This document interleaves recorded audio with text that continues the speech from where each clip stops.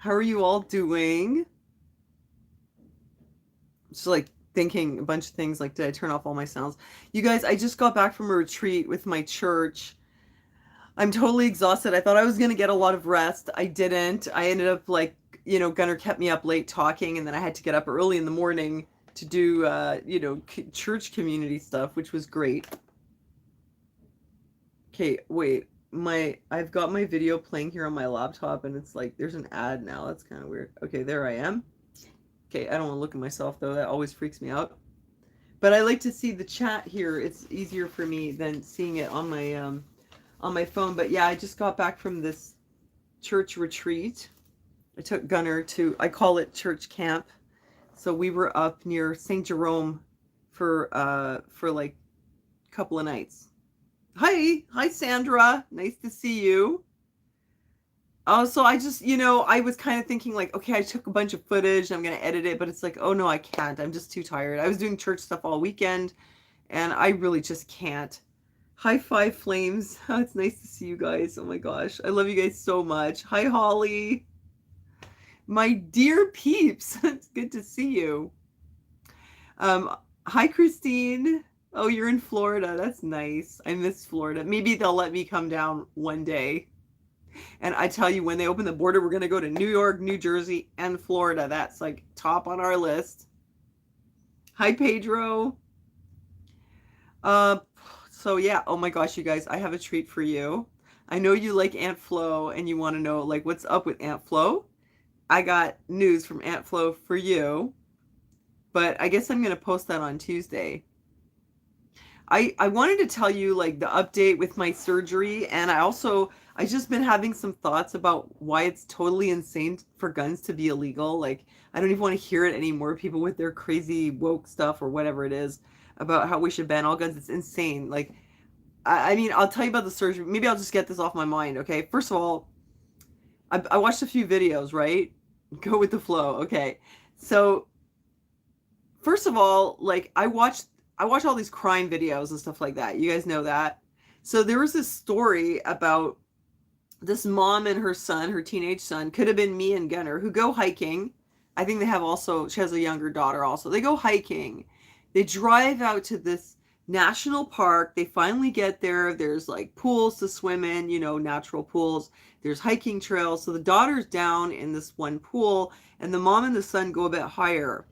And it turns out there's a bear. The bear starts mauling the mother.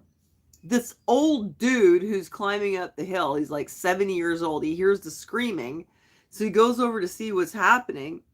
And he sees that this woman is being mauled by the bear. And the teenage son, trying to defend his mother, he grabs a stick. Like that's going to work against the bear.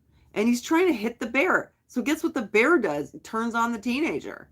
So this old dude, like 70 years old, he sees the woman is like lying motionless on the ground and the bear's on top of the teenager. So what does he do? He grabs another stick.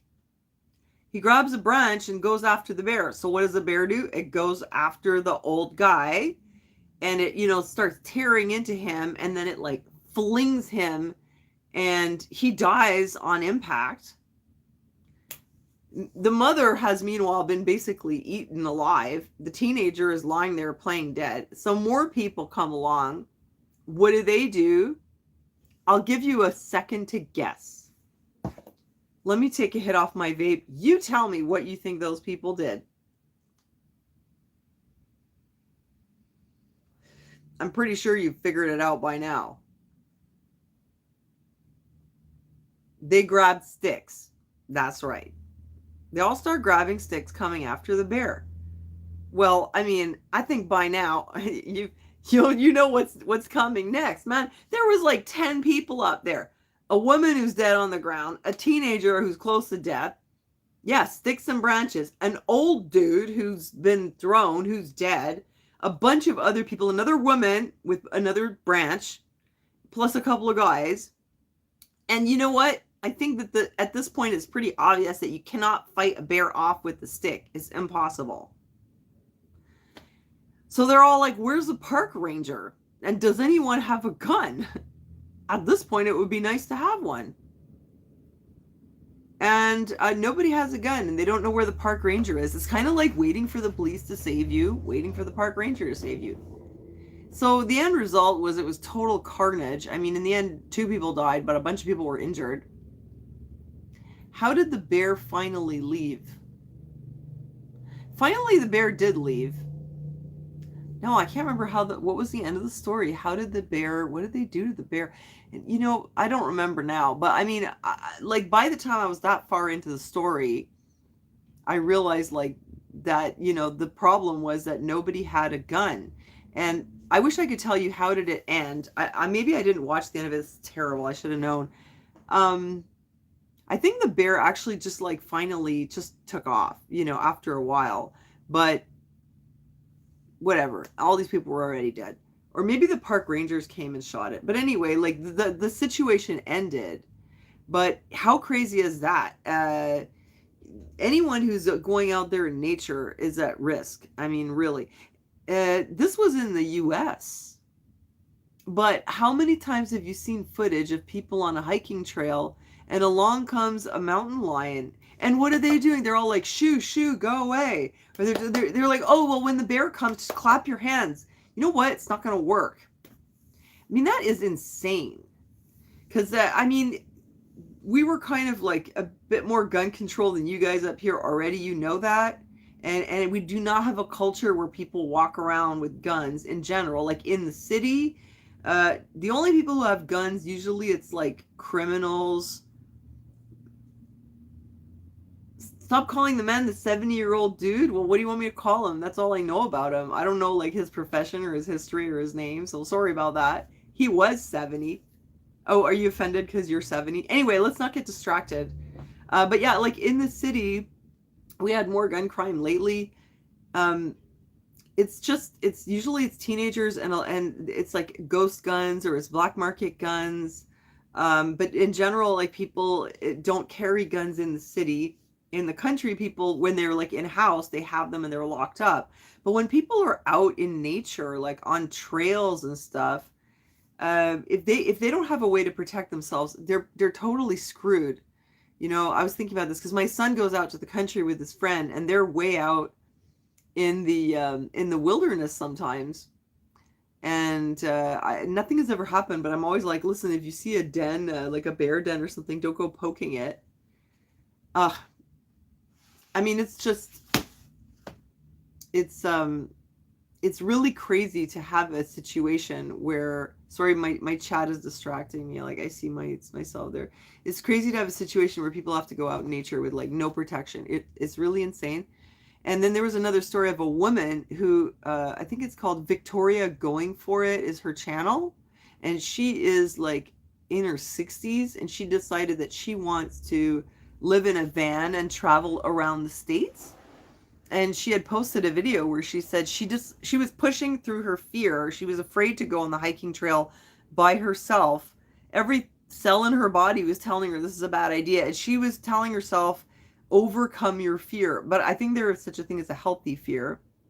Well, she went out there and she ran into a couple of drifter type people, and she was scared witless and had to like run back to her van. And she thought, well, I could have a heart attack or whatever. She was very scared. And again, people are out there and there's nobody around to save your butt. So, I mean, on that level, like, that's ridiculous. What do you want people to do? Like, go out in nature and be absolute sitting ducks for like psycho killers or killer bears? That's crazy. Because we were out in the country on the retreat with my church, and it is spring, and I was thinking, like, what if a bear did come? That's what I was thinking about these videos, these people who had gone out there, and I was like, yeah, if you're out and something shows up, you're totally screwed. So yeah.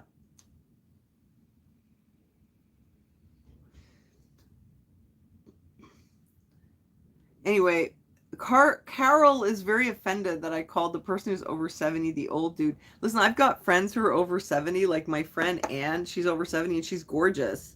And she's not like old, like decrepit, but she is of an older age. Like, look, I'm almost old. There's nothing wrong with being old, It's just that's the only way you get offended is if you think there's something wrong with it.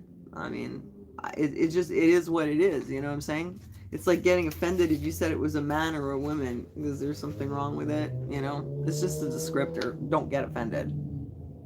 I mean, what do they say? 70 is the new 50. That's just more woke stuff, though. Maybe I don't know. I think 30 is the new 15, though. Maybe. Back in the day, people used to get married at like 18. But anyway,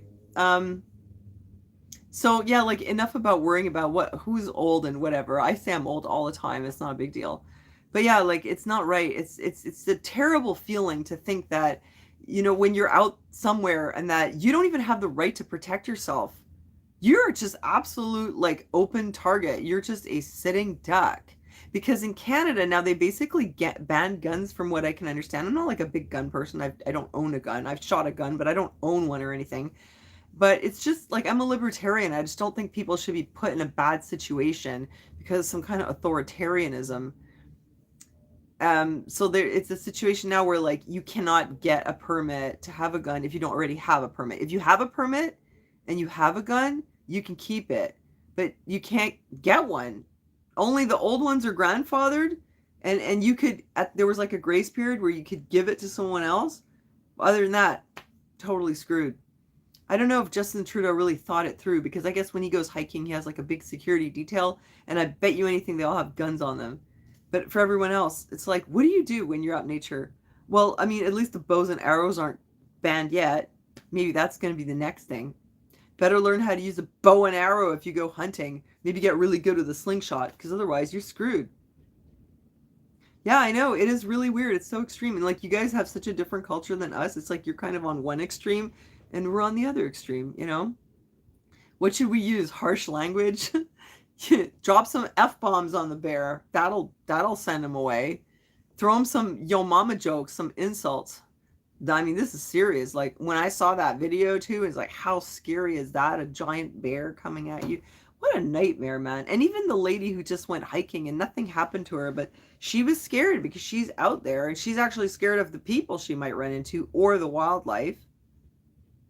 You know. Okay, Carol, stop being offended about 70 being old. Whatever. You know, Carol, it's okay. Over 65 is technically a senior citizen. You need to be less offended. I think that we have a problem here. And you know what my favorite movie is, you guys? It's The People versus Larry Flint. That's been my favorite movie for a very long time.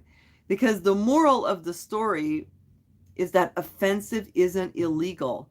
Like that entire movie was about free speech and having to tolerate things that you're not comfortable with for the sake of having freedom. Like if I don't have free speech, you don't have free speech. So you have to be able to tolerate sometimes hearing things you don't like. You don't have to listen to it. You're free to leave. See, that's the difference. Like he was selling these magazines and he said, if you don't like it, don't read it, right? Like if you don't like what I'm saying here, don't watch the video. Because you cannot, you know, the entire public can't like each person give their opinion about what's offensive and tell somebody else how to act and talk based on what's offending everyone. Because you know what? Everyone has their things that offend them. And I think that was a really, really brilliant movie, that whole court case, because the Supreme Court decided that offensive and illegal are not the same thing. And I think that The People versus Larry Flint should be a movie that should be like mandatory part of the curriculum in high school so that people understand the difference. Because right now it's complete opposite. If you're offended, then you get what? Canceled? It's like, they're not going to throw you in jail. They're not going to give you a fine. It's not exactly illegal, but it might as well be. You're going to lose your business. You're going to go into like the sub basement of the internet or whatever. They basically make you disappear. It's tantamount to it being illegal. It's just a different kind of punishment. But it's, yeah, you saw that movie, Pedro? I've watched that movie so many times. I love to watch the court case. It was really interesting, and that's really what it comes down to. You know, you really have to tolerate some stuff that you don't like because it hasn't crossed the line. It's not illegal. Illegal is like when you're inciting people to do something. That's illegal. You incite people to do illegal things, that's illegal. You say things that somebody doesn't like, it's not illegal. We need to move past that because this attitude has like gotten us into big trouble. That's why we're where we are now. You know, and the government's just playing with our heads, messing with us, using the media to keep steering us into this kind of thought. It's very 1984, you know. But anyway, so yeah, so we had this retreat with the church. I got something while I was up there that's been making me cough. It's better since I'm back, but I think I had some allergies or something again with like all the spasms and everything, and I didn't have an inhaler, but I think I had like wicked allergies while I was there. It was terrible. I was coughing the entire time. And then since I came back, it's better. Yeah, it's like a cross between 1984 and Brave New World. Yeah, and you know what? Like, there's things that offend me. There's things that I absolutely don't like, but what I like even less is the loss of freedom. So I have to let people be offensive and not make an issue of it. You're never going to hear me saying, oh, I can't believe they said this. I can't believe they did that. Because, well, it wasn't illegal. Stop getting offended. I don't know what's going on with people. I've never seen people so darn sensitive and offended in my entire life. It's like a disease. How did humanity live all these years without being so offended? I mean, you can barely even do comedy. Everything's offensive now. But it's like before, we didn't think like that. We understood that there's this dark humor. There's comedy and tragedy, right? Because a lot of comedy is based on tragedy. So, you know, all of a sudden, a lot of things that, like for me, like you guys know my story now, right? Like, you know about how I had a problem with substances in the 90s and that I've been, you know, clean or whatever for a very long time. And you kind of know why I do the Anita character, but I had to endure years and years of people telling me they were offended that I was making fun of drug addicts. But it was just the difficult things like become a source of humor, you know, and that's how things work.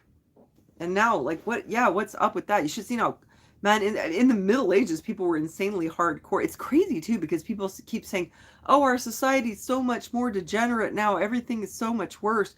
But it's like, you should read what they were like in the Middle Ages. They were absolutely brutal. I'm not even going to go into it because people might get offended. No, but seriously, I just don't even want to. But they were really, really brutal with other humans. I mean, and with even animals, everything. It was just absolutely sick and brutal. Yeah, Joan Rivers. Yeah, that's right. She was like that. And like all of a sudden, it's like you can't make jokes anymore. So we went to the retreat. It was good. It was good for Gunnar to go up there. Second day, he stayed in his room until like 3 p.m. Then he finally did come out. Wait, I'm getting distracted by the comments. Sandra says, I thought about you the other day because I actually read the name Fatale on the building I've passed so many times. Yeah, it says Fatale on it. Isn't that crazy? Because it's Fatale with 2 T's, which was like probably someone's name. But now it's like this kind of end of the line place for people before they end up on the street. And apparently, yeah, it is kind of fatal sometimes. So yeah, it was good for Gunnar, and he ended up having a lot of fun. Yeah, I think so too. Middle Eastern. Yeah, Sandra, me too. I was thinking like fatouche, fatal. What is fatal? Bella, Habibi, you'd like to know. It's this building. It was like an old factory. I did this video once where I was delivering something that someone had bought from me on Kijiji, and I was delivering it to this place called Fatale. Didn't plug in my phone. It's gonna die. That would be terrible. All right, good.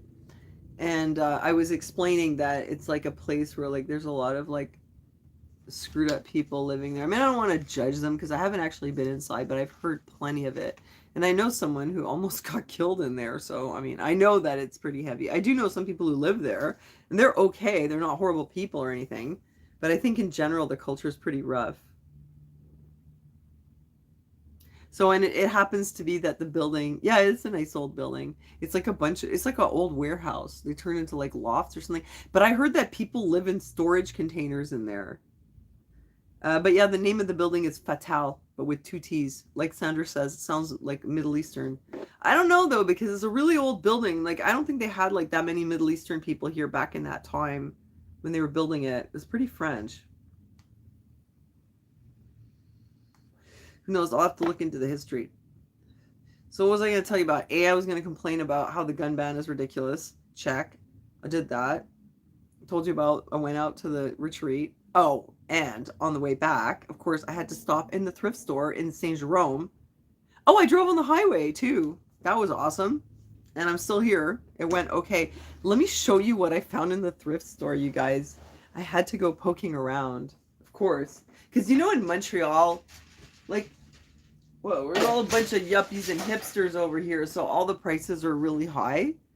Yeah, the retreat was nice. It was like this big old farmhouse and with all these bedrooms upstairs and then like a common room for dining room. We had worship and it was really great. Weird thing though, Gunnar and I had these super thin blankets, and this was the only time like that I've gone on a retreat where I didn't bring a blanket. I had only one extra thin blanket from the car. Usually I'd bring bedding, but they were like, no, it's included. And then the blankets were thin, like you know those super thin hotel blankets?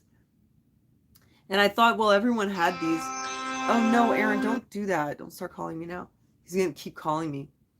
And oh my God, I hope he doesn't do it again. He always does that. Now I can't even relax. Anyway, afterwards, I was like helping to clean up the place and I realized everyone else had comforters and we just had the skinny blankets. It's like, what's going on here? But next time I'm going to bring a blanket. This is the room that we got. So we weren't very lucky. You know what we did? We just turned up the heating. Yeah, Aaron, like, he tends to do that, but I think he's going to know if I hang up on him that I'm on live. I had to come and talk to you guys because I miss you. He's sniping my live. I want to show you what I got. Check this out. Look how beautiful. I found these glasses. They're crystal.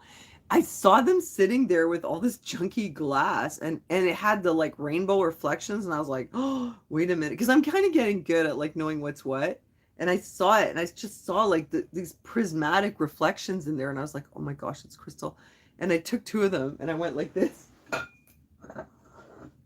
I was like, oh, listen to that. Sounds good. So pretty. I don't know if you guys can see the rainbows in there, but it's got all these like nice rainbow reflections. Well, anyway, this is like a particular brand of crystal wine glass. So I was like, you know, I'll tell you. Hold on, put them away. I had listed some of my own crystal glasses that I inherited from my father. Polish or Czech, you think? I felt bad about it because those were my glasses and I was like, I don't need a few bucks, maybe I'll sell. And I was like, it's like, what am I, you know, I'm selling my own glasses. Like, how desperate am I? I put them up on Marketplace. I had misgivings. People right away were lowballing me and I was like, no, I don't think I can do this. Like, I'm putting them up for 60 bucks. Anyway, I didn't feel good about it. I put it on pending so I could think about it. But I thought now, oh, you know what I'll do? I'll take those and I'll put those up instead. Like, I bought those just to resell them. I don't really want to sell mine that I got from my dad. So now, like, I have these glasses. So I went to the front and I was like, how much for these? Now, in Montreal, they would be like $5 each in the thrift store. It was $5 for the whole 4 set, you know, the 4 of them, the set of 4. So I was like, oh my God, should come to Saint Jerome more often. I love the rainbow reflections, but I don't drink wine and whatever. I don't need them, but they're really so nice. So I looked them up and I found out that actually they're really good. They're like, I mean, I could probably ask like $40 for them.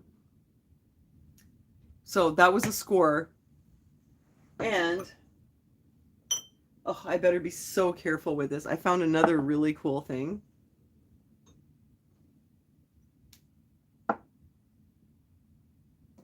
Yeah, I can drink whatever I want. You know what? The thing is, I'm afraid they're going to get broken. Like, it's like we break everything around here. You know, they say we can't have nice things.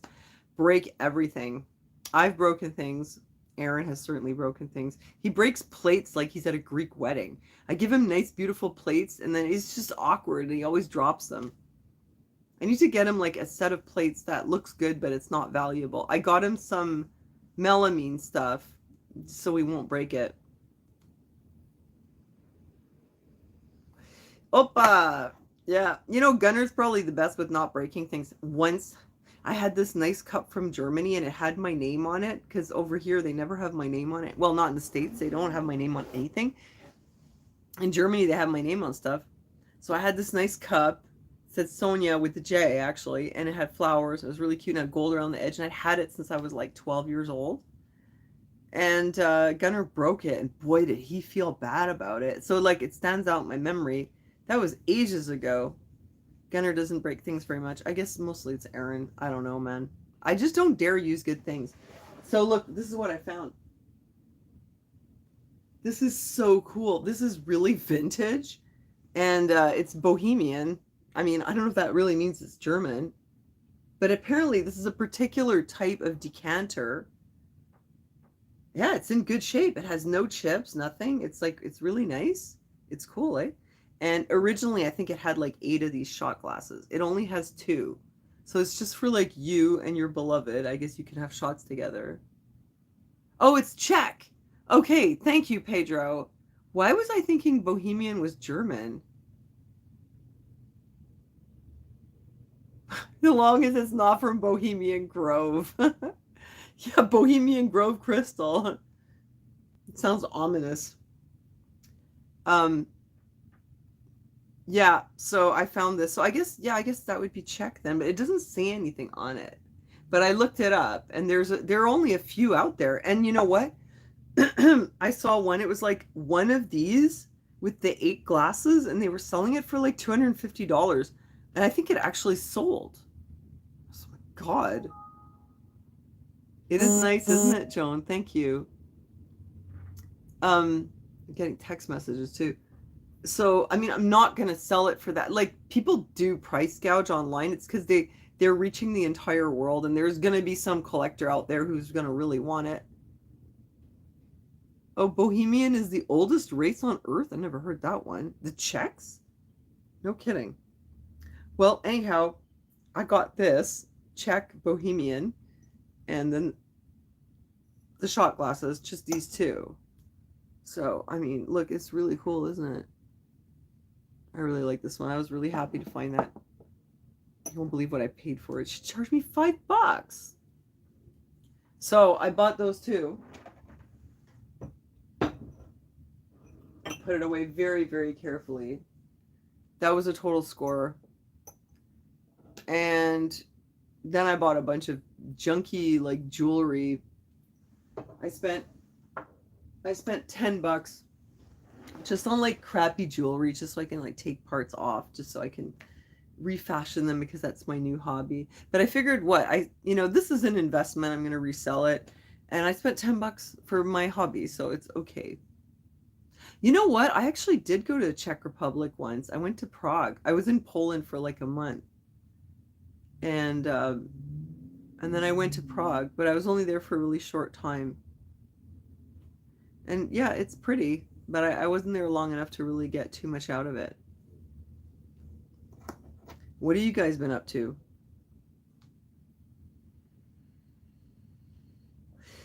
Olivier! Oh my God, hi! Haven't seen you in a while. How are you? I'm happy to see you. Yeah, late night on a Sunday. What's up? You know, Olivier, I was thinking of you. Actually, I might need something from you. I'll tell you right now. I got something, like, I don't look sick. Oh my gosh, you guys, wait, let me backtrack. Remember I was telling you I was depressed? And then I was like, I think it's because I'm getting sick. And I told you every time I get sick, I don't get that sick, but I get like weird psych effects. Sure enough, I came down with like a runny nose, a bit of sore throat. But it got in here, and when I was up at the cabin, well, the house, the retreat, it was like I was having spasms in my lungs. I get like asthmatic spasms every time I get any respiratory thing. Yes, fire cider, Olivier. That's exactly where I'm going with this, because I'm having surgery on Friday, and I don't want to have messed up lungs when I go to surgery. I don't want to screw myself up with fire cider either. I'm not sure if that's okay to have before surgery. How bad can it be? So you're drinking it? How is it? Because see, when I went over to see Olivier, I went out to the Hoshalaga, rock and roll. I went out to see Olivier in the Hosh, and he's been making fire cider, and he has this book. What's it called, Olivier, your book? And it's got all these different recipes for fire cider, and this is like a majorly potent immune tonic. And they make it with all these different herbs, garlic, onions. What else is in there? Like chili peppers. It's not great, but depending on how you make it, it can be better. Well, how's yours, Olivier? Did it turn out okay? So you've been taking it. That's cool. Uh, oh, your second batch has lots of citron, lemon. Do I think the vape might have anything to do with it? Um, I don't know. I mean, I vape every single day of the year, and I don't have spasms in my lungs every day of the year. It happens when I get allergies or when I get sick. I have allergies whether I vape or not. This is not anything new. I mean, vaping probably doesn't help, but at least I'm not smoking. That would be worse. I don't know what to tell you. I chew a lot of nicotine gum when I get sick, so I don't vape too much.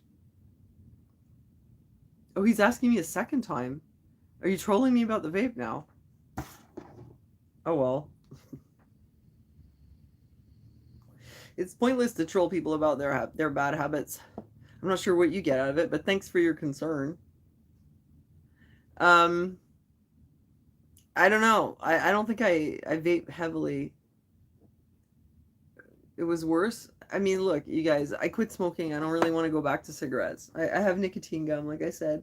I did try to cut down. Obviously, I was out there with my church. Most of the time I wasn't outside vaping. Hey, Lady Liberty, how are you? But look, I'll tell you something. When the last time I had this, it was right before I went to Europe.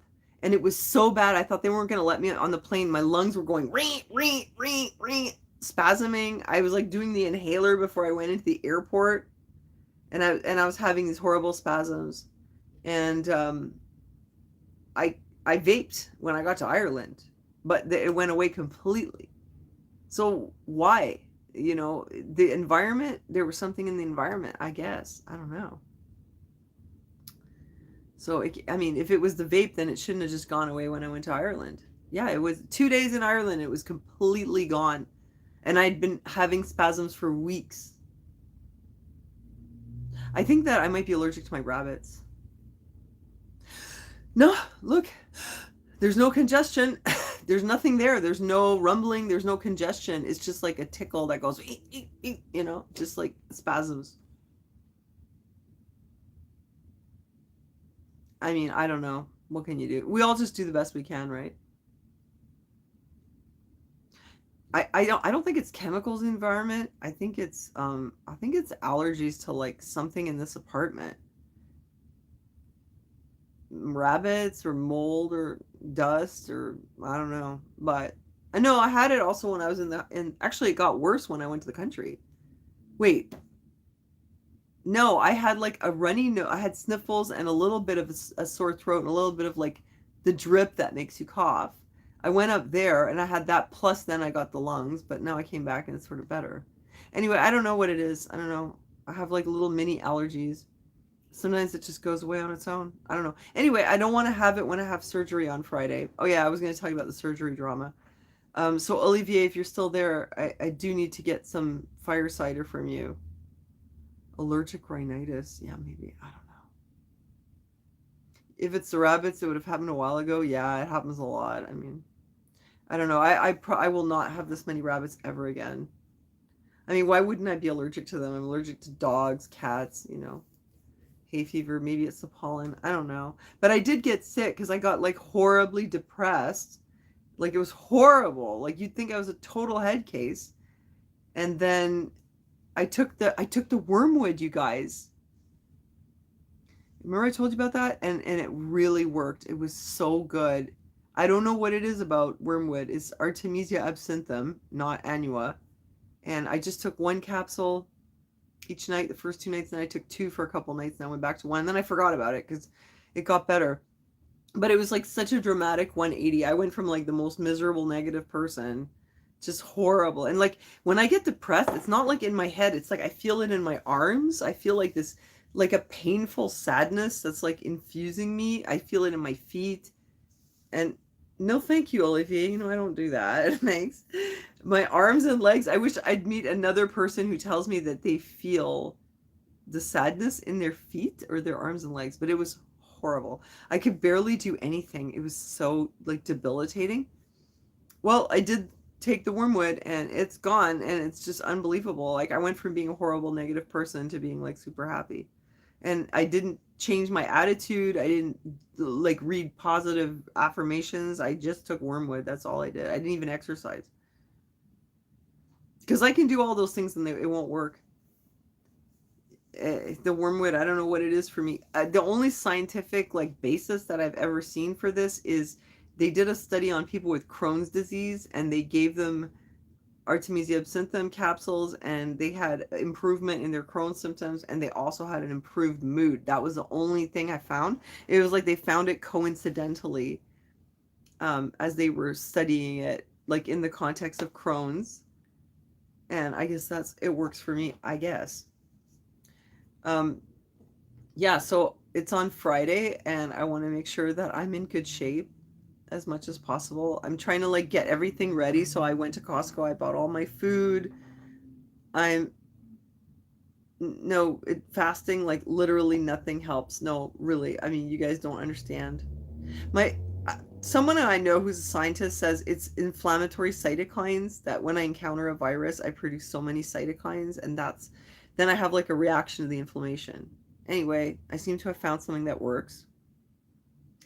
So what was I going to tell you? Oh yeah, so I bought all the food and I'm going to make some of it in advance because I have to feed people. I found someone who's going to help me take care of Aaron. A couple of my friends are going to help me. And I have to clean the place up and like do all my laundry before I go in for surgery. So the thing was, I had originally said I wanted to have, let me turn this down a little bit. I wanted to have my implants taken out. In case you haven't seen my boobs, there they are. This is the original boobs that I have now with the implants that I've had for 27 years.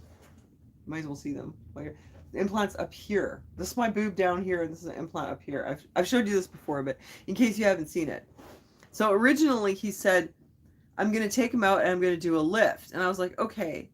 Then I prayed about it and I thought about it and I was like, it doesn't feel right. Like I got a really bad feeling when I thought about having the lift. And I wasn't sure why.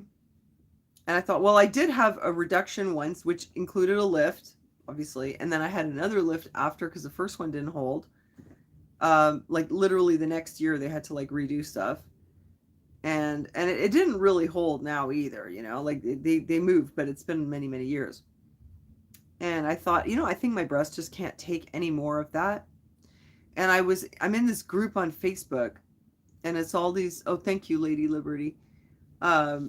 These women who have had their implants out and they share their pictures, and the ones that have small breasts, like where they take the implants out and their natural breasts are small, this doctor that I'm seeing, he does a beautiful job. I've seen the results of a couple women and they're just perfect. I mean, really, just so nicely done, so neat and beautiful and perfect. But they all have small breasts. I don't. I have like naturally large breasts. Even without the implants, they're relatively large. Well, I didn't see anyone else with large breasts after a lift with this guy. I finally saw one. Her breasts are almost exactly like mine. Like they're very wide. See, they're this wide. And they're similar shape. Man, it was a disaster. It was exactly what I don't want. Her nipples were all the way up here. This is what they did to me the first time. There's the scar, okay, not only wasn't this way, it was actually like this way. It would be better if it did this way, so like you have a nice cleavage, but her scar was going towards the center. Her nipples were way up here, and it looked horrible. It was just awful. It's just so much scarring, and I was like, oh my God, that's what I would probably end up with. No, thank you. And my boobs are obviously kind of saggy because I'm 52. I mean, they're not up here. They're not supposed to be. And so I was talking about, no, I'm not scared, Olivier. Thank you.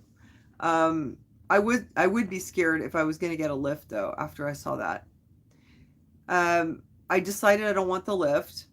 I went in, I decided first, I don't want the lift. I went in there, I made an appointment. They made me have an appointment. I talked to him. I said, I don't want to do the lift. I just want the implants out. And he was like, I strongly recommend that you do the lift. I strongly recommend. He said, your nipples are a bit deformed. Well, because I breastfed, so they're a bit like this way, you know? So what, right? So, in his mind, because he's a plastic surgeon, your nipples should be small like this. I have like big nipples and they're a bit like oval shaped because I breastfed a baby for 3 years. So what, what do you expect? So he's telling me he wants to make my nipples smaller and like, and I was like, I don't think I really want that. But he kept pushing it, and I was like, yeah, okay. And as soon as that happened, it was like, I felt so bad. I almost cried there. I was talking to the secretary and I was like, but I made a decision and I really don't want the lift. And now I'm like totally confused. And it was like he was making me second guess my decision. I know he's coming from the point of view of he's a plastic surgeon, an aesthetic surgeon. Yeah, he did show me photos, but the photos are pretty much like women who have smaller breasts or who haven't had other lifts before. you know he has done like 700 patients or more, and he showed me like 5 photos. So what happened to the others? I don't know, right? And anyway, they're not me. But it made me feel so bad that I had arrived at this decision like through prayer, and then here he is telling me like that's not a good decision.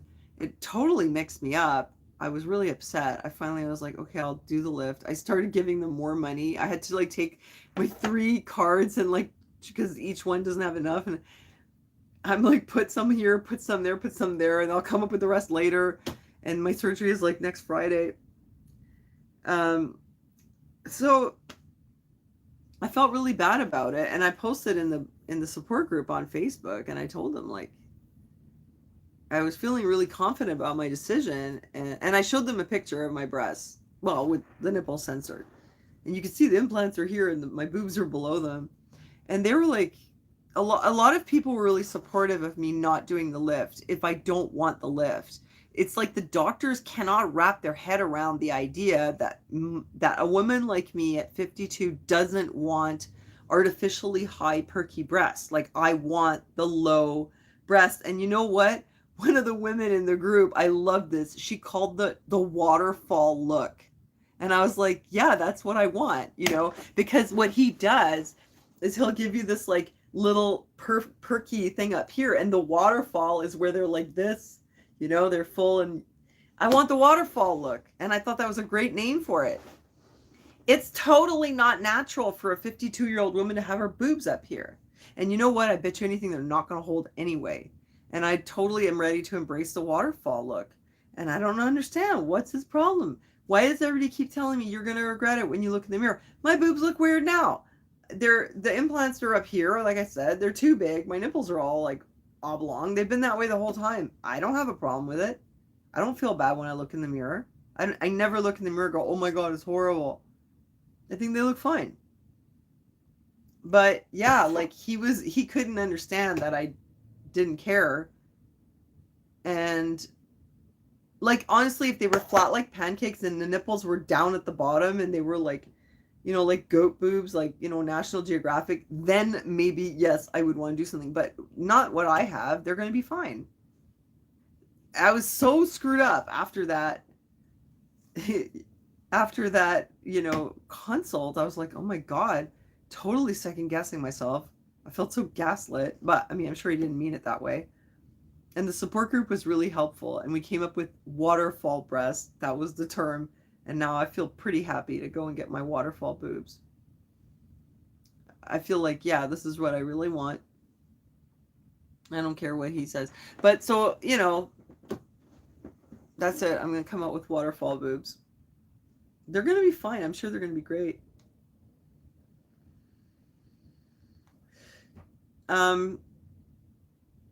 So other than that, yeah. I mean, it's probably going to cut down risks from like whatever, but most of the risk is getting in there, getting under the muscle and removing this old implant and not making a hole into my lungs. Or not the lungs, but like the pleural cavity, like between the ribs and the lungs. Yeah, nipples, like, okay, like when your nipples are like way up here, I think it looks weird, man. I think it looks better when they're like sort of over here and they're like big, you know? These are like little tiny, like, oh my God, no thanks. Always get the best you can. Well, I think that my natural breasts are going to be the best. I don't think that I will get a very nice result if I have chopped up Franken boobs. That's going to look really funny. You know what? I'll tell you again, I don't think it'll hold. If they give me a lift and they put them way up here and they make them all nice and tight, I bet you anything they're going to go blah and they're just going to bottom out again like they did before. They're not going to hold, I'm sure. My skin is too thin. I have like very like thin sort of stretchy skin. There's no way they're going to hold. They held now because the weight is under the muscle with the implant. It's not going to hold. And it's and you know, yeah, I'm sure they're gonna oh my God, no. And then when they cut your nipples, like you lose all your sensation. And actually, when I had my other surgery and they cut my nipples and everything, the only thing I could feel on my breast was pain. So can you imagine having boobs where like if anything touches them, the only sensation that comes through is pain? That sucks. I'm so done with that. I do not want to have that problem again. It took me like 10 years for my nerves to regrow. No thanks. Yeah, I'm not up for it. Lifts will last longer with supportive bras. Well, I mean, it's kind of a no-brainer. Like if you put a bra, but realistically, if you have weak skin, you can't like strap your breasts in all the time. It's not good for your lymphatic system anyway. I don't care. I want the waterfall boobs. And I'll put something like nice so you can see like how they look after. I'm sure they'll be fine. I think it's crazy that we have these like weird standards where like older women are supposed to have like boobs all the way up here. Oh my God, your hysterectomy. Oh no, that's awful. Yeah, see, like the more surgery you have, the more risk you have. I'm sorry to hear it, Linda. That's awful. I hope it gets better. Anyway, it's not like everybody's seeing my boobs. Like I said, I could have been showing them to you guys on YouTube this entire time. I should have done it 10 years ago. I would have made a fortune. But I had this like kind of, what do you call it? Like integrity thing where like I didn't want to, you know, I didn't want to go there. Should have just done it. So anyway, yeah, so it's settled, but it was kind of stressful, and then I went back to it. And here's another thing, okay, you guys, that I get like prophetic words for people, like a word of knowledge. And I always say, well, you know, it happens for other people. Like I'll get these crazy, like very super specific, like word of knowledge or prophecy for people, super, super specific. And I was kind of down about it because I was like, how come I always get this for other people, but I never get it for me? And this was like something that I kind of worked through, like while I was at this retreat with my church. I feel like, oh, you know, God lets me see things about my son or about my partner, or about other people or whatever. But how come like God doesn't give me like proper clear direction? Like basically my direction is always like, you know, it's just stay grateful for what you have, do the best you can, you know, try to be of service and this kind of thing, but nothing like super clear most of the time. Or I don't know, maybe my fears like get into it, like interfere with it. But I had prayed about this whole thing with my breasts, and I had this very strong feeling to just do the removal with no lift, and I realized that God did give me a word because it was like through my prayer, it was like God had given me direction and said, "Don't do the lift." It wasn't even about you know, it's not going to hold or I'm not going to like it or she got a bad result. Before any of that, it's just through prayer, I just had the answer, just don't do the lift. And then I realized, oh my God, God gave me a word for me. And I was like, I had like tears. I was like, oh, he answered my prayers. And I was so touched. I was like, wow, God does listen, like he does give me words too for me. You know what I mean? Because I kind of thought, well, it's weird. Like I have these like crazy intense insights about other people. Like I'll know all kinds of stuff about them. And lately I'm not being so like hiding it because it's like, no, I was just reading the Bible with Janet today. and we were reading Corinthians, and it was talking about how spiritual gifts, it was for the benefit of like the community. I forgot, how did they put it? I wrote it down off the top of my head. I don't remember, but it was like it was for the common good. I said to her, "It's for the common good, not to not to impress your friends at parties with your spiritual gifts. It was for the good of the group, of the church." And so, when I get a word for somebody, I used to not share it because I thought they're gonna think I'm crazy. First of all, they're not gonna believe me. I started to like know that it was a word from God, and it was accurate, and it was true, because it was not the same, like I'm just like imagining stuff, and I'm like, oh, and you're gonna have this, and you're gonna have that, or this is gonna happen, because there's so many possibilities for what could happen. But the things that I would say were super specific, like Jana with her house. Hi, Gunnar. I just went live for a minute. You can close my door. Oh, okay. Like with Jana, like I was just talking to her, and all of a sudden I had this vision that she had her own home, and she was living in someone's basement at this time, where she'd been for 20 years. And I saw this, and I was like, oh my gosh, Jana, you're gonna own your own home. And I told her what it looked like, and I said, it's got this paneled window in the living room. You've got a piano in front of it. There's curtains, and there's a tree right outside your window, and it looks like you're on the second floor. And I described the house. And anyway, what happened was,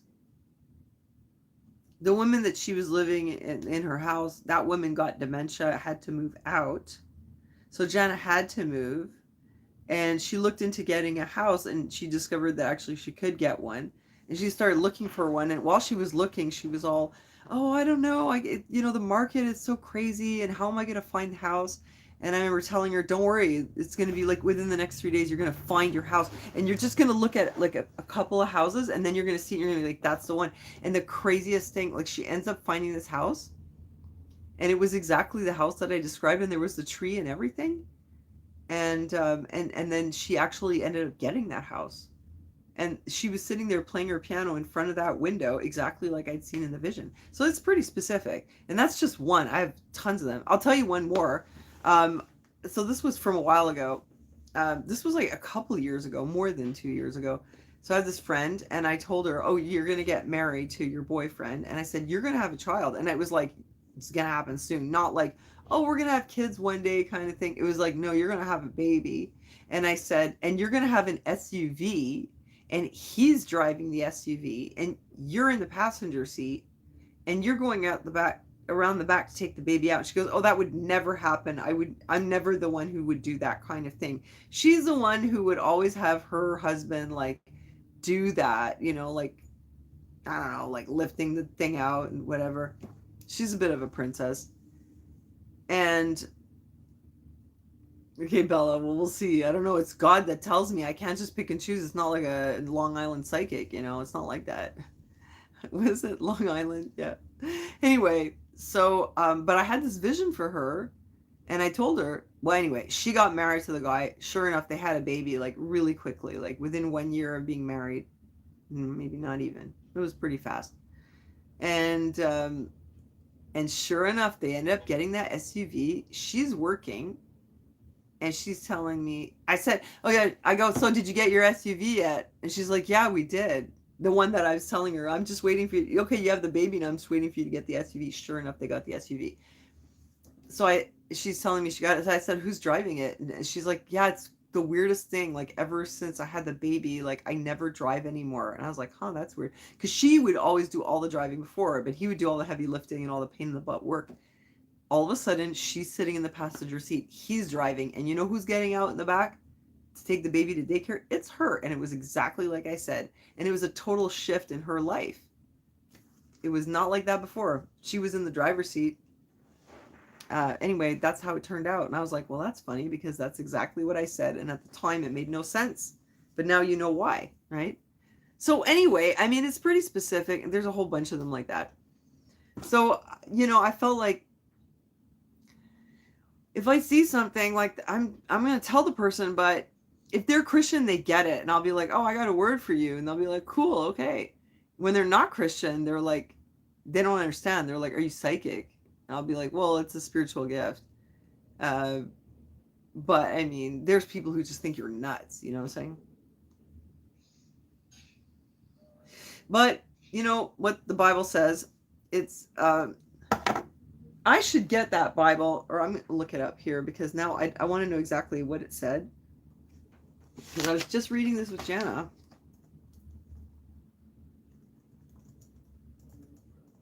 What is it, Corinthians 11? Or is it 12? Or is it 14? I'm not very good with like the chapter and verse thing. No, it can't be 11. Gunner, can you bring me that Bible? That's either the one in the living room or the... Could you bring it for me, baby, please? Or I'm going to have to go get it if you won't do that. He's going to do it? Oh, yeah, here it is. Okay, I found it. Gunner! Sorry, you guys. Come on, silly.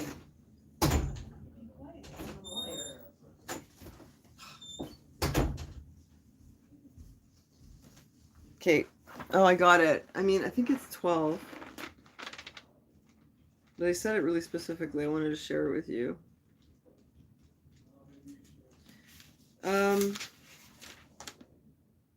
Yeah, it's 12, okay? So it's Corinthians 12. 12:7. Corinthians 12:7 about spiritual gifts. Now, to each one, the manifestation of the Spirit is given for the common good. We were reading this today, me and Jana. For the common good. That's what your spiritual gift is for. So if you have a spiritual gift, but you're all like, oh, I don't want to tell people because I don't think it's weird and whatever, then you're not using it for the reason God gave it to you, which is for the common good. So I decided to stop being all like, no, I'm not going to say anything.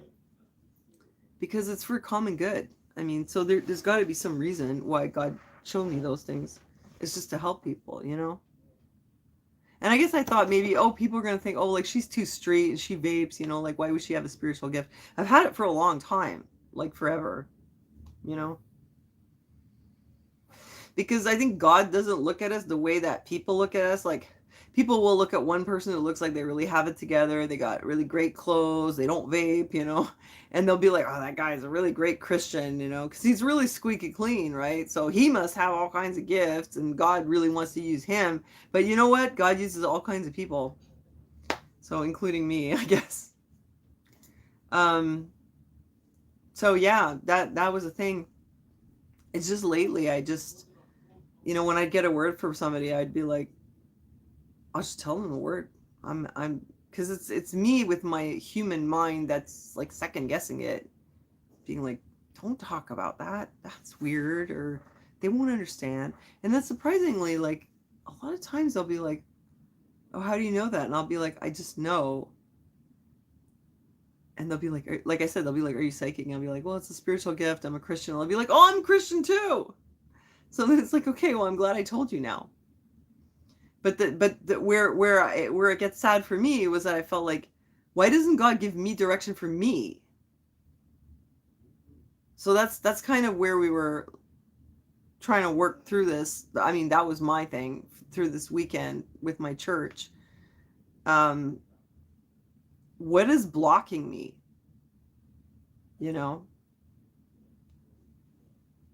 what is the problem? I mean, hold on. I'm gonna cover my face again here because I don't like to see it. I mean, you guys, I've been Christian for a really long time. You know, for like, I got saved when I was what, like 21 or something like that. It's been a really long time. Yeah, you know what? Tell you something about the vaping. There's actually a passage. Where is it? Is it in Romans? Hold on a second. I'll look it up. I think I've talked to you guys about this before, and I want to, you know, that's like a big distraction. Like seriously, it's like you're going to end up talking about that rather than something more important, but actually maybe it's important also. Hold on a second.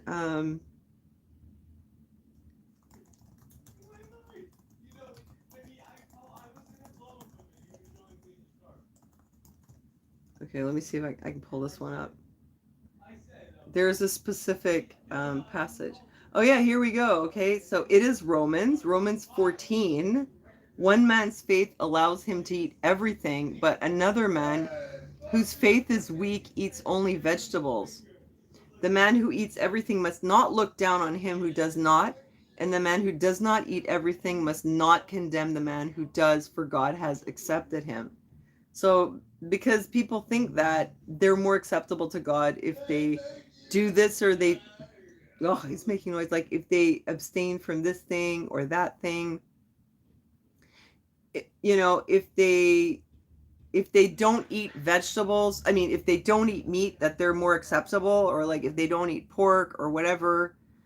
But I mean, we're saved by grace through faith, and the works that we do, what we're commanded to love one another, to do unto others, you know, to serve one another. What you actually eat, you know, it's not that is gonna make you acceptable to God or not. It's just sort of like your personal preference or your personal choice or whatever. And I used to get annoyed because I'd say, like, well, at the time I actually smoked cigarettes. I mean, then again, if you think about it, go back 50 years and the priest would receive you in his den while smoking and it wasn't an issue, right? But it's cultural. And so there was a time where I would get annoyed because, you know, somebody who maybe overindulges in food or drink would pass judgment on me because I'd smoke at the time. And I think the only damage here was that it was making me feel bad vis-a-vis them. Like, I just felt like I was judged by other people. But reading this passage, Romans 14, I realized that the God doesn't look at me that way. God isn't looking at me and being like, well, you vape, or you eat donuts, or you don't exercise enough, or you, whatever it is that you did. And for that reason, you're not acceptable to me. And so I'm not going to use you as my instrument. I'm not going to give you spiritual gifts. You know, it doesn't work that way. Because I had these gifts and I'd be like, well, why is God, you know, I know God gave me the gift, obviously, but I somehow think other people aren't going to believe it because I smoke or I vape or something like that. Literally. And all it did was stop me from using this gift or sharing it with people. Anyway, I'm over that. But even still, even though I was way over the whole like vape issue, because it's really not that big of a deal. I'm sure that when we die and we go to heaven, God's not going to be like, well, you did okay, but the vaping, you know. What do you think? I don't think it's going to be a thing. You know, God's not going to be like, well, you did okay, but you could have lost a little weight. You know what I mean? You know, it's all just that kind of stuff, right? Exactly. The body's a temple of the Holy Spirit. Is there one of us that takes 100% perfect care of our bodies? I don't think so. And there are some people who are sort of obsessed with it, and that becomes like another problem. Anyway, that's, you know, just a distraction. Right? Too bad. Because I'm too street, you know. But that's it. Like, God uses different people. Even if I vape, I still have a spiritual gift. It didn't stop God from doing that. He still uses me. So I decided I'm not going to like not say anything, because whatever, people think it's weird. They're going to think I'm not a good enough person to have a spiritual gift. Obviously, God didn't think that. That's funny, Java Lily. How are you doing? She's a funny girl. If I did that, we'd all be screwed. Yeah. No, it's weird. Like, people get really like caught up in the details and stuff like that. But anyway, so we had this you know, retreat, and the purpose was like to get closer to God, like get closer to the Holy Spirit. And I feel like there was something that was blocking me. I don't read my Bible enough. I pray, but like I'll pray and I'll feel like God's not really listening to me, you know. It's difficult. It's like, and it's got nothing to do with vaping. It's got absolutely nothing to do with that.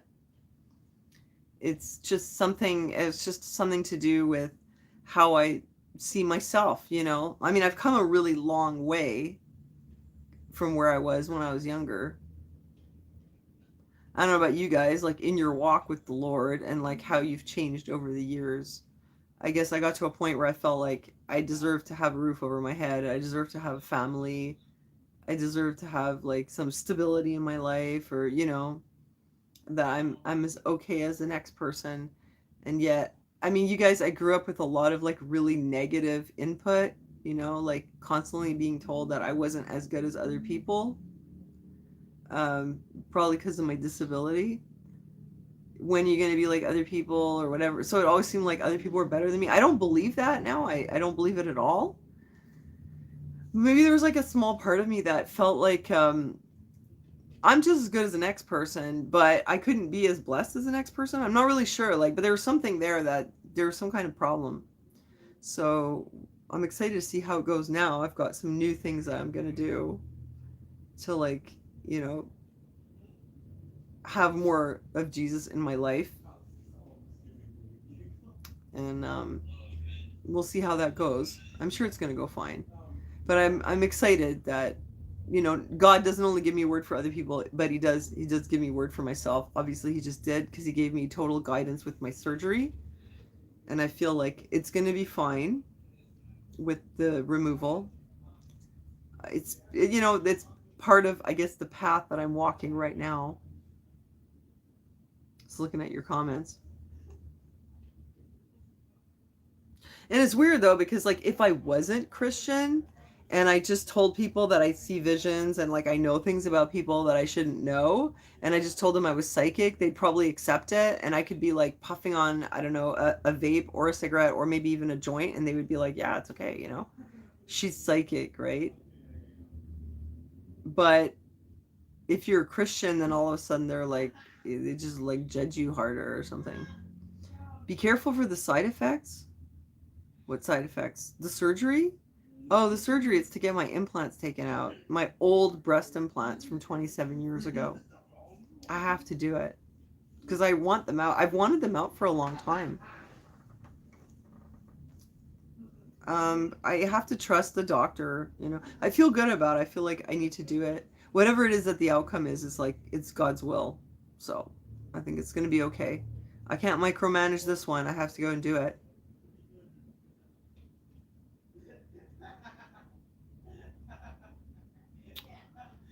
So yeah.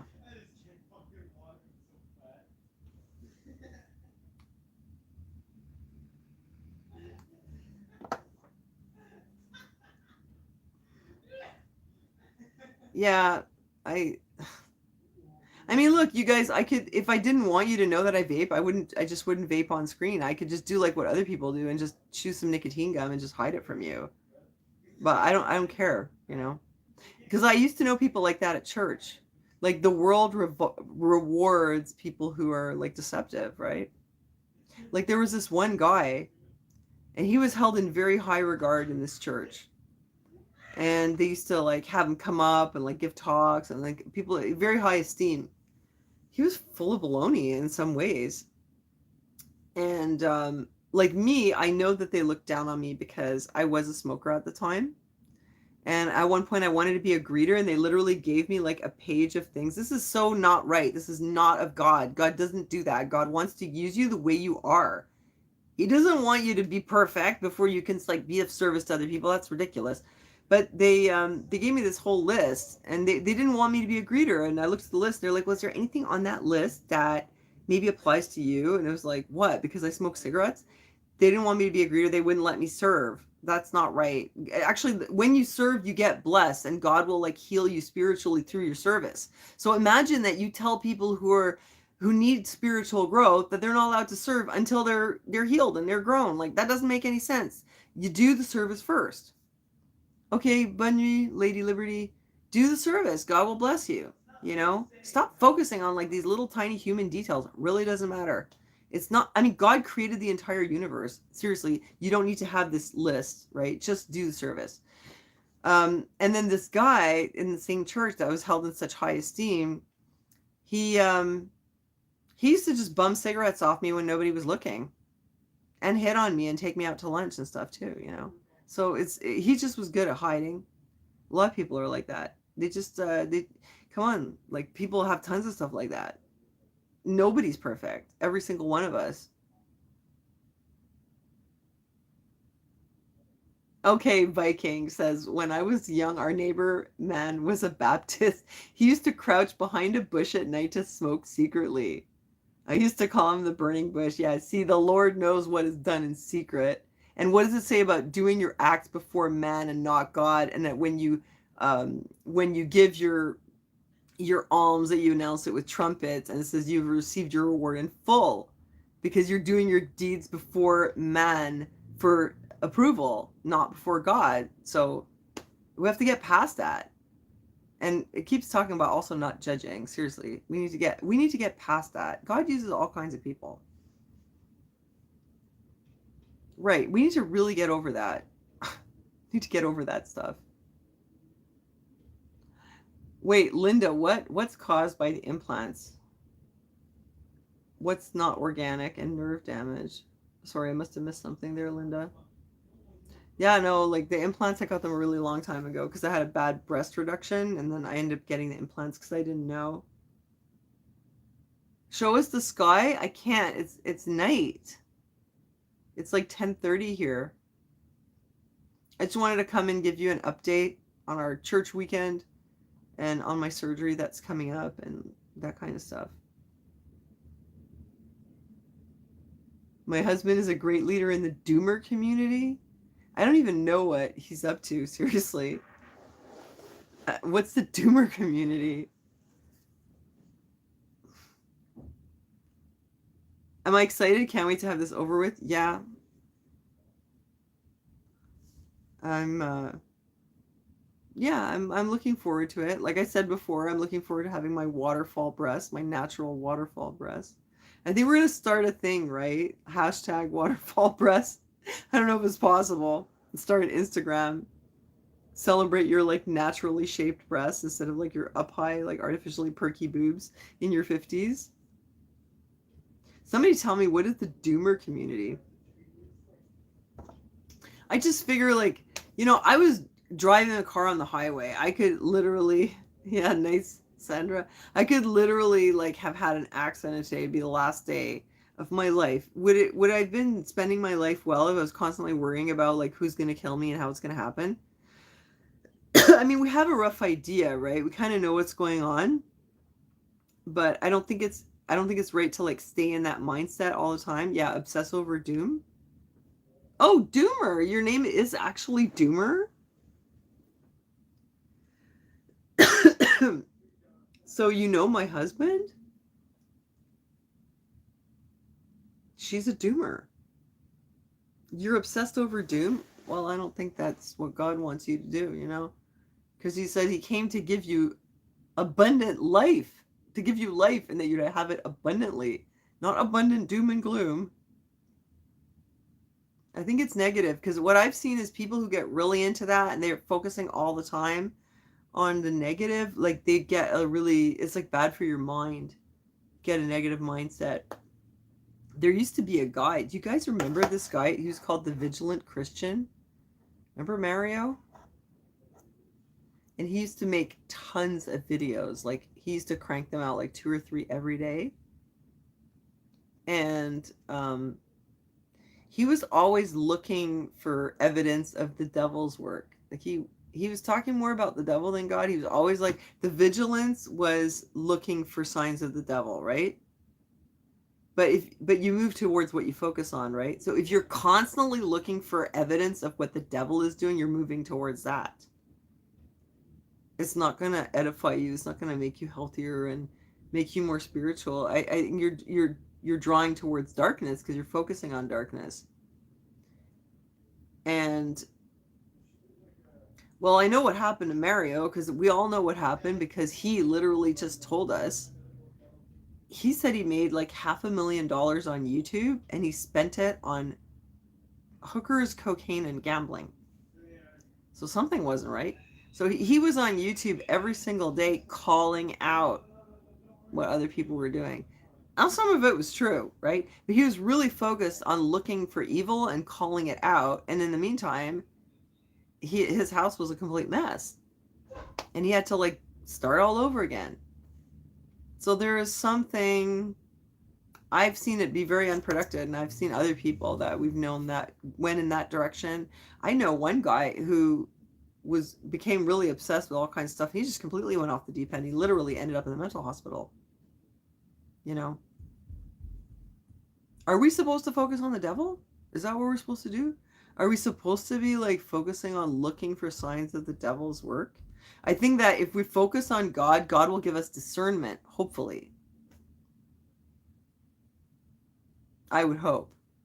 Oh yeah, my hair dye all faded out. I mean, look, I think that I have pretty good discernment. I think a lot of you guys also do. I think you knew. It's kind of sad when I see like people who are good Christians that get they got conned, you know? I feel bad about that. It seems really unfair. It seemed like they were so innocent, you know, and they just got led into something. And the way they look at it is like, oh well, you know, the Bible says that we could drink poison and walk away. The apostles will drink poison and walk away from it. But for some people it didn't turn out that way. You know what I'm saying? Like that nothing can hurt them. Like I mean that's in the Bible, right? But they will do things and they'll feel like no matter what we do, God will protect us and nothing bad could happen to us. But sometimes bad things do happen. And like, I mean, I guess they prayed about it too. And everyone has their own different view. I know. I mean, for me, certainly God was telling me one thing, but maybe for somebody else, God was telling them something else. It's hard for me to understand and like wrap my head around it. You know, you guys know what I'm talking about. Like I seen this play out, and I was just like, I don't know how you could, you know. And it's like they don't want to know. They don't want to know. Like I say, don't focus on evil, but I'm totally aware, and I'm aware of the evil in this world. Hi, Candy. How you been? It's been a while. Um, like I'm aware that there is evil. Absolutely, there's evil in high places. So I look for discernment to make my decisions. But there's like, but I won't like focus on the evil. But I know what's happening, right? I know what's going on. But there's some people that they don't even want to know. They don't even want to know it's there. They don't even want to believe that anything could be like that. And I just think, well, that's too bad, you know. But I guess that's a different way of living their faith.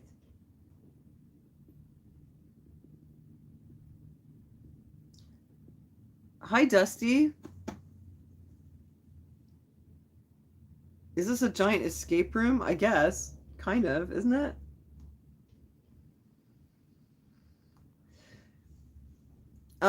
I'm probably gonna have to wrap it up pretty soon. I mean, I sure like talking to you guys. I like having these like little drop-ins where I just kind of sit here and like tell you what's on my mind, and you guys like, you know, talk in the chat and we'll have a conversation.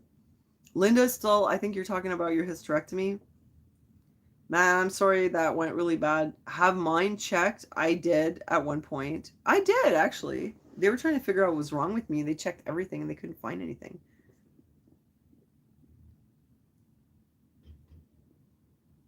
Doomer, are you looking for Jesus or are you trolling? Because you know what? I say Jesus is God, but I'm not here to argue with you if you don't believe that. Because Jesus has to call you to follow him. There's no point in arguing with anybody. So if you don't believe that Jesus is God, then Jesus hasn't called you. And if you are curious, then what you have to do is ask him to reveal himself to you. And if you're sincere about that, then he'll reveal himself to you. And then you're going to be going around telling people about Jesus. Hippy Dippy? Wow. Hippie has been here since like forever. And she was gone for a while.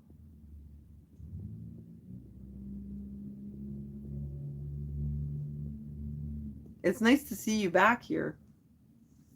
How are you doing? Hi, Natalie. Okay, bye, Natalie. Hi, bye. What?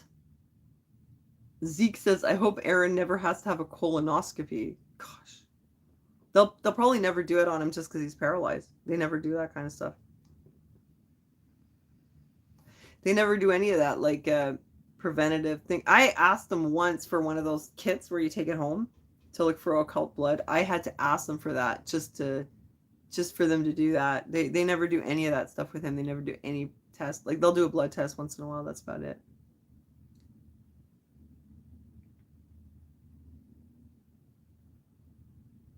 Oh, hey. Thanks, hippie. Linda, man, I don't know what to tell you about your hysterectomy.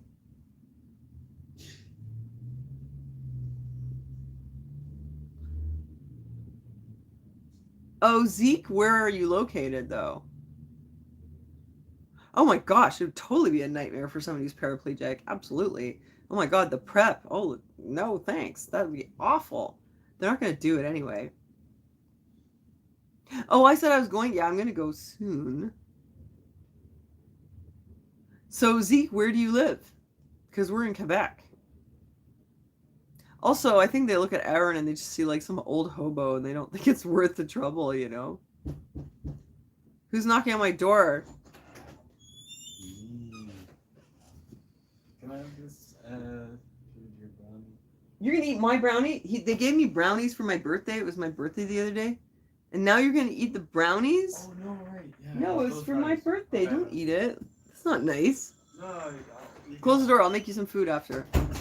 What's happening with the Canadian government? Well, it's weird. Like this whole thing about Chinese meddling with the election. Remember that whole nonsense about the Russians meddling with the American election, and it turned out like it wasn't even true, from what I heard.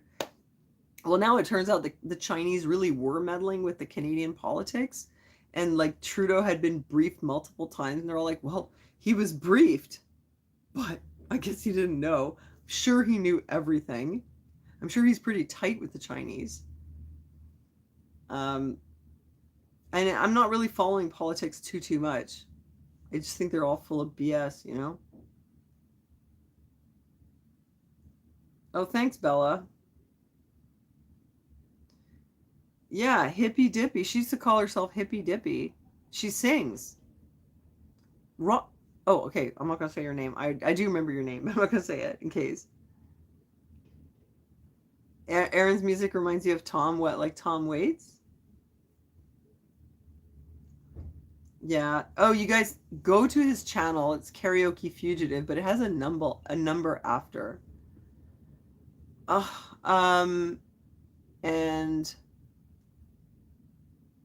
he has this song. Okay, it's called Six Blade Knife. Look up Six Blade Knife Karaoke Fugitive. It is like my favorite song. Yeah, kind of like Tom Waits, like, but not Tom Waits, something else. But he has an unusual voice. Oh, you're in Ontario, Zeke. Well, maybe that's why you get medical care. Come over here and see how your luck is over here. I think it's worse. It's very hard to get anything here, and especially if you're Anglophone. The English system is even worse and slower. I don't know how anybody survives. I used to work in the oncology department doing transcription, and I was amazed. I was like, oh, look at all these people surviving cancer. They're all disease-free. Then I realized that the files that, when the people don't make it, we don't get the file. It goes to the morgue. So it's not me transcribing it. Yeah, Doomer, that's for another video. Like, that's not what I want to discuss tonight. There's a lot of topics there. That's kind of a really complicated one. I mean, let's just say I think they're taking it way too far, but I don't want to go, into that right now. Gunner, yeah, he wants to eat my birthday brownie. That's not nice. Thank you, Joan. I had a great birthday because that was, wait. Yeah, the 14th was Friday. That was the day that I went up to the retreat. It was nice. Yeah, I think the medical system is worse here. Like, it's just like our roads. Like, I think everything is just a bit dilapidated here. I meet people all the time who say they're leaving.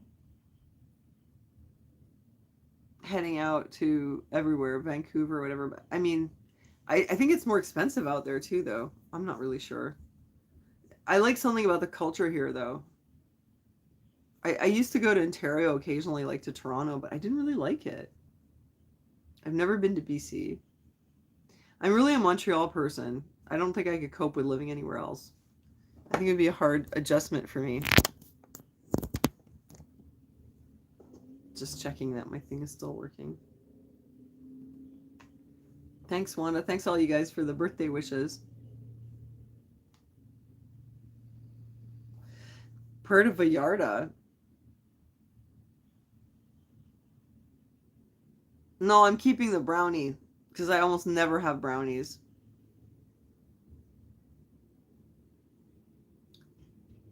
All right. Yeah, my surgery's right after your birthday. Well, happy birthday, hippie. Yeah, my surgery's the next day. I don't know. I have so much stuff to do before I have the surgery. I gotta get this whole place cleaned up, and I'm so tired of cleaning. Yeah, prescriptions are cheaper, and like I think medical care, if you're paying for it out of pocket, it's cheaper here. But it's like we have a system that pays for it, but it's hard to get it. You know, it's hard to get access to it. Like you can go to the emergency, and you might wait 24 hours. You might wait 4. I mean, if it's something really serious, it won't be that long. But so the problem here is some of it had to do with the pandemic. They okay, it used to be that you could go to any one of these walk-in clinics. They would literally take people on the walk-in. Dusty, it's on the 21st. They would take people on walk-in and they would give you referrals. And then some of these clinics started making it was only for people who had a doctor there. But other ones like the CLSC, their walk-in was still open to the public. And then during the pandemic, they restricted it even more. So first of all, it was all by phone, and it was only for people who had a doctor there. But the problem is there's hundreds of thousands of people in Quebec. Oh, hallo, Bon Ivers, wie geht's? Ja, es geht, danke. Ich hoffe, es geht dir auch gut. So yeah, there's hundreds of thousands of people who don't have a doctor. So if the clinics that see people on walk-in no longer see people who don't have a doctor there, that means that there's all these people who cannot access a doctor on walk-in. So there's apparently like a computerized system, some kind of an app where you're supposed to be able to get an appointment, but it never works. That's the problem. So everybody just ends up going to the emergency. Then you have like it's the hospital is super clogged all the time at the emergency because people are going there for stuff that they should go to the clinic for. That's what's happening here. But the problem is then also if you're having a heart attack or you're having some kind of serious problem, the place is gummed up with all these people that shouldn't really be there. And part of the reason is just because the clinics are not open to the public unless you have a doctor. And that is like a legacy from the pandemic that I can't understand why they still have it in place. They put that in place and they just never got rid of it. You know, it doesn't make any sense.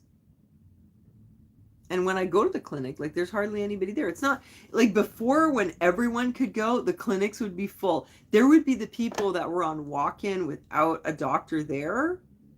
And they'd be sitting around for like, 3 or 4 hours, maybe 5, not that long, but long enough.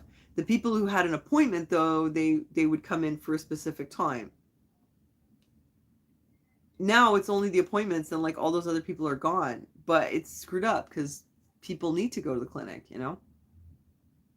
Yeah, like Sandra says, you can't get a doctor nor the driver's license and registration to get there. You can't get your driver's license? Oh, Pearl, my surgery is Friday the 21st. When's yours? Mine is just to take my implants out, but they're under the muscles, so it's kind of a big deal. You know what? On the bright side, when they're under the muscle, when they take them out, there's less damage to the breast tissue. Like I've seen people who've had them just on the breast, and when they take it out, oh, they scrape it out and your boob's all deformed. But mine are under the muscle. I think they're going to look okay. Have you heard about the hot SAQ mess? No, what happened? What? Now you can't get your driver's license? What now? No, you have to tell me.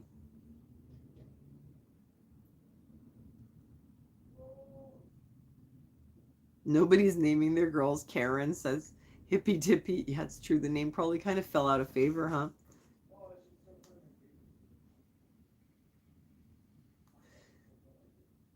Berberine? I heard about berberine. I don't really know what it does, though. I remember hearing about it like 10 years ago for something. Okay, thanks, Wanda. Okay, so they're redoing the computer system and no one can get an appointment. Oh, really? Yeah, we have a lot of computer problems here. First of all, Desjardins got like hacked. There was that.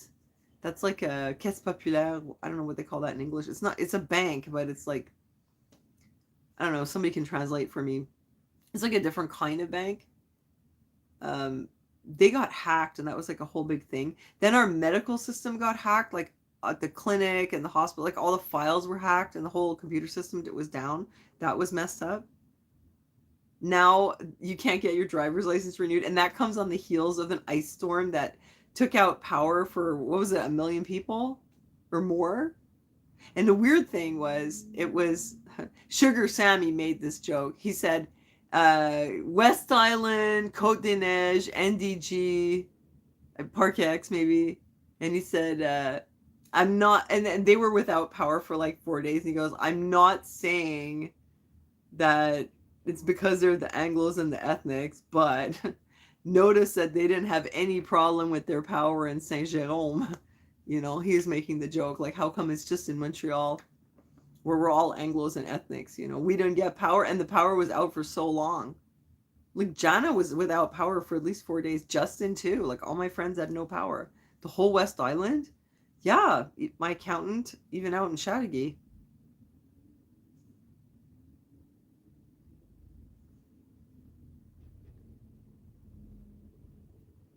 What's this? Oh, you lost an appointment. You have to wait 6 months to get a new appointment. Yeah, it sounds like Canada. Yeah, we had a huge power blackout, and apparently, like the service is really bad with Hydro Quebec, the power service. Like if your power goes out, you're totally screwed, and they take forever to fix it. And apparently, they'll laugh about it. And they'll be like, "Yeah, like a squirrel ran across the power line. Sorry about that." And it'll take forever. And if you're in the Anglo or the ethnic neighborhood, you're screwed. Anyway, Sugar Sammy says it's just François Legault. That's why this happened. Yeah, we seem to have a lot of problems here, like a lot of infrastructure problems because of computer system changes.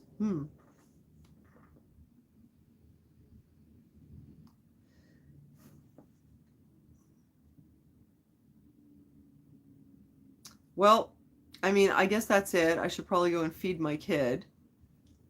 I want to stop in. Tell you about the drama that happened. The drama being that I made up my mind about what I wanted, and the doctor was like making me second guess it, and it was totally upsetting me. And then I realized that like God had told me what to do. So that's the good news. So hopefully God is going to give me more direction like that. And it's weird. It is difficult because you guys may notice like whenever you bring up God or especially talk about Jesus, like people start attacking you personally on some level. This happens every time, and it's like speaking of the devil, that is like it seems like that is something that the devil, so to speak, will use. Like it's totally messed up. Like every time you talk about Jesus, like they'll divert it to something like really negative, or they'll attack you personally about something. I've noticed that seems to happen, but I guess that's part of it, you know. Yeah, thanks for dropping in, Candy. Thanks for your prayers, you guys. I do have an Aunt Flo video for you.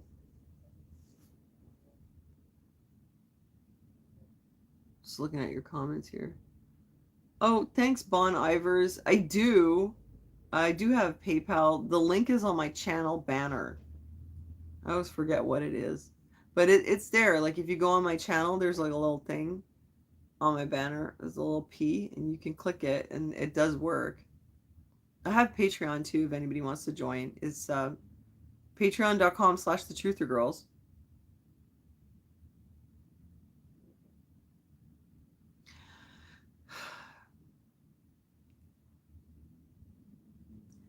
Um, yeah. So great, Joan. Joan says Jesus is my rock, and that's how I roll. Well, I'm trying to get better at that too.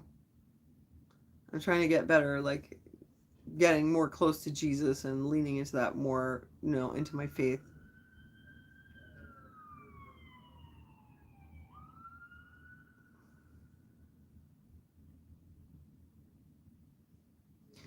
Yeah, sure have some weird comments in there tonight. Is Anita coming? Oh, Anita. Yeah, actually I did do an Anita video, but I didn't finish it. I better finish it. Um Robin, if you want to email me, I think you have my Yahoo email address.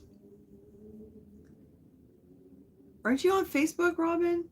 You can message. I have you added personally on my personal Facebook. Just message me on Facebook. That's the best way to do it.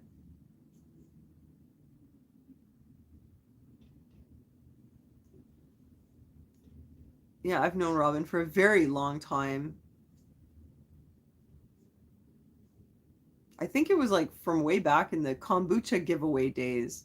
I think I sent you a kombucha, didn't I? I sent you something in the mail. Oh, you have my Gmail. Yeah, if you're on Facebook. Oh, okay. Yeah, you can message me on Gmail. I'll get that. But I prefer Facebook. Like I don't like checking my Gmail. You know why? Because I keep getting these messages that YouTube took my video down. They took down the Bill Gates video, the old one where I said Bill Gates warns the world about a disease that could kill millions of people. Like when he was warning that the pandemic was coming. That was in 2017. I made that video. And they took it down for medical misinformation. There was not even any medical information in it. So ridiculous. So that's the gratitude you get.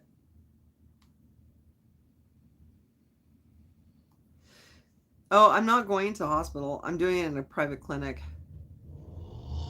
It should be fine. I think it's going to be okay. I'll be so relieved when they're out. Let's hope I feel better because I have all this chronic fatigue problems. Let's hope it goes better. Anyway, it was really good to see you guys. I love you. And yeah, I guess that's it. Thanks for stopping by. And I'll have an Antflow video. And I do have an Anita video coming up as well. And yeah, I will keep you posted, Bella, for sure. I'm just like trying to get so many things done, and you guys know I'm always like dealing with fatigue and stuff, so it's kind of hard to get it all done. But it was really great seeing you. It's been fun. And God bless you guys. I'll keep you posted. And yeah, thanks. I'll see you soon. Have a good night, guys. Bye.